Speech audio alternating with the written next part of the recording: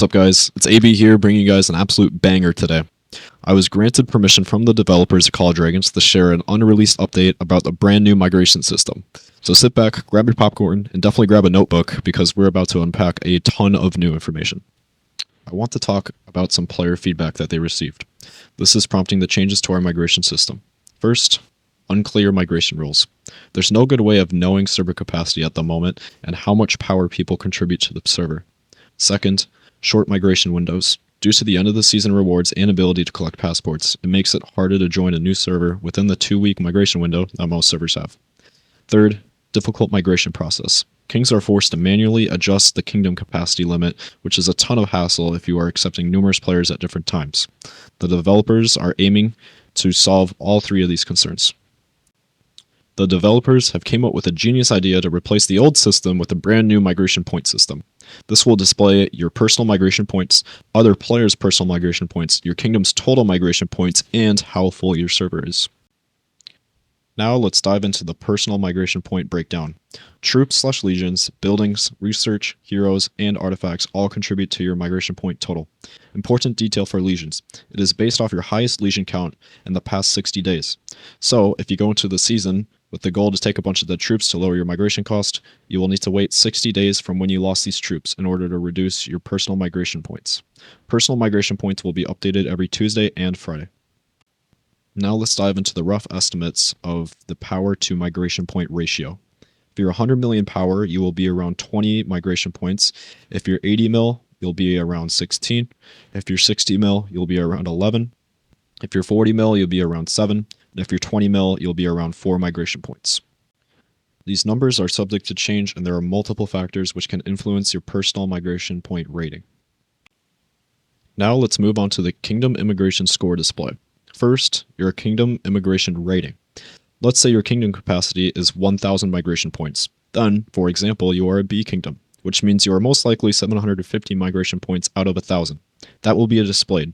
Then, you have 250 migration points left for migrants to come in. Second, a leaderboard type screen will exist where you can see every player in your kingdom and their personal migration points.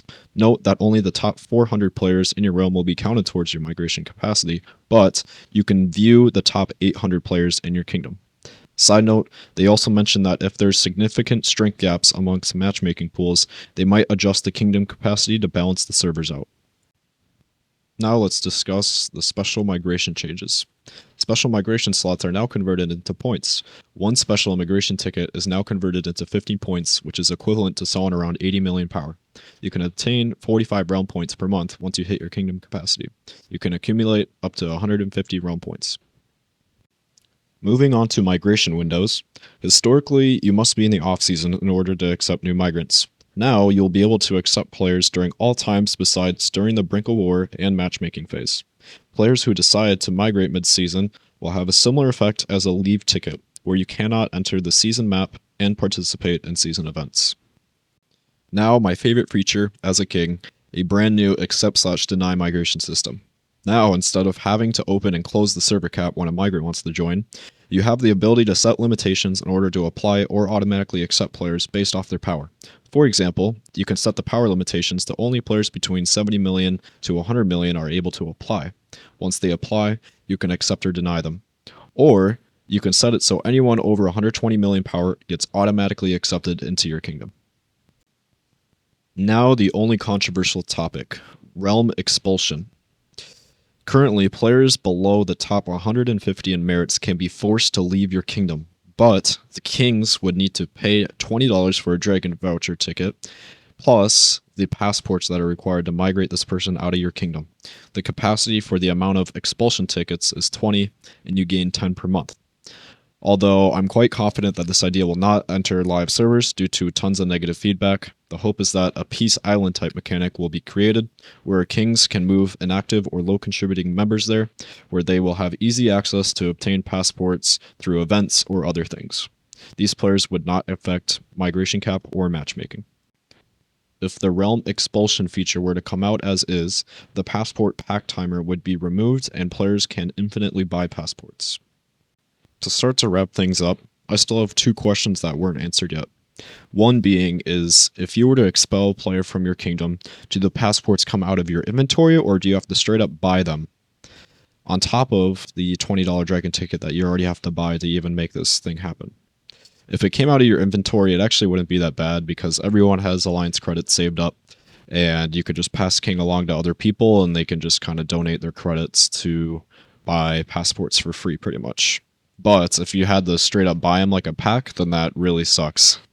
And then my second question is, in Rise of Kingdoms, the player power cap was like 150 mil, which means a 600 million power player would count the same as a 100 million power player when it comes to matchmaking and migration. And my question is this the same in this game, or is it different? Because from the discussion that we had with the devs, it sounded like it was around 100 mil, but I would love for them to confirm that. My final thoughts about this update is that it's simply amazing. As for everything else, it's going to be a huge help for all kings and kingdoms to manage their kingdoms correctly. If you guys have any questions or statements, please leave those down in the comment section so I can reply. Thank you all for watching, and I'll see you guys this weekend for a full Season 3 guide.